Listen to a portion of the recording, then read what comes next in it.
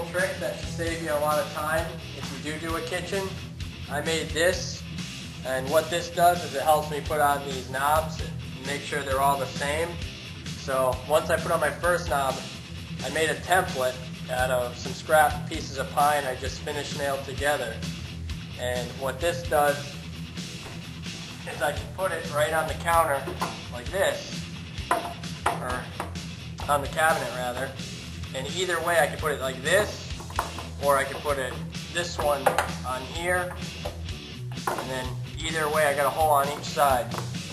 So I'll just take that, use it as a template, put the screw through,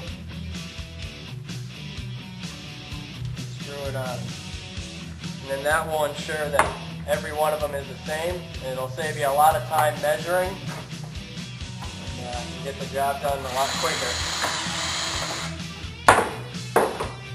As you can see, I already did all of them.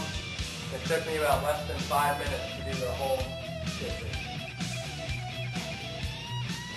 So that's pretty much a tip that should save you a little time. Hope that helps.